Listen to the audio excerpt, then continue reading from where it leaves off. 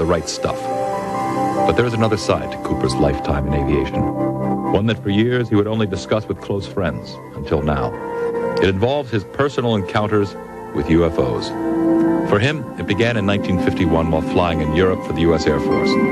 There, Cooper and other pilots witnessed an incident that has never been officially explained. A vast armada of UFOs flying in formation at extremely high altitudes. Recently, Yolanda Gaskin spoke with Gordon Cooper. In this exclusive interview, Colonel Cooper spoke for the first time on television about his encounters with UFOs. I've read about this incident you had in 1951, and you said you saw literally hundreds of unidentifiable flying objects. Yes, they were flying quite high. How high we couldn't tell because we couldn't get anywhere near their altitude. But they were either very large craft way up or smaller craft still well above what we could get to. For a day and a half, all of this happened, but then no one wanted to talk about it. Well, we sent a report forward on it, and the answer that finally came back months later was they were probably high-flying seed pods, which didn't sound very logical. There are always a lot of excuses. There's always the weather balloons. I've heard that one before. In 1951, you couldn't even get close to the things that were flying overhead. You or anyone else that was flying. They were faster, higher. 6 years later, Cooper again encountered a UFO. This one definitely was not a weather balloon. While supervising flight testing in Edwards Air Force Base, his military camera crew actually filmed an unidentified saucer-shaped object landing near the site. As they were sitting there filming, a little saucer came from, I say little saucer, it was a saucer, came flying over their heads, put down 3 little landing gear and landed right out on the dry lake bed. And they picked up their cameras and started over toward it, filming as they went.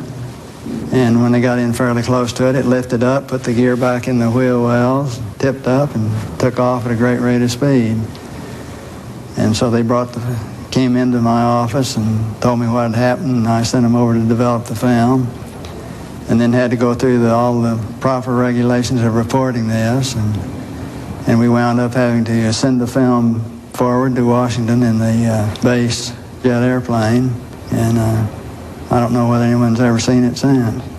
Now, the vehicle that you just described, how similar was it to the very first sighting that you had back in 1951? Quite similar. It was basically the same plan-form vehicle.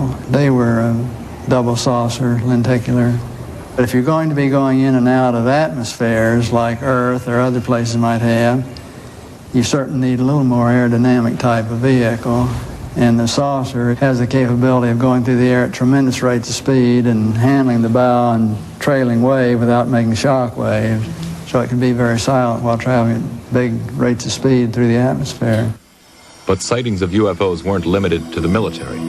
Cooper has commercial airline colleagues who've also seen UFOs. Yes, a friend of mine who was a captain on a major airline at night was flying along, noticed this, suddenly a big glow came off his left wing, and he looked out and this big saucer was sitting right off their wing. And so he turned, slide toward, and it moved away, turned back, and it moved back in position, and turned to his co-pilot and said, do you see what I see? And he said, oh, God, yeah, I do.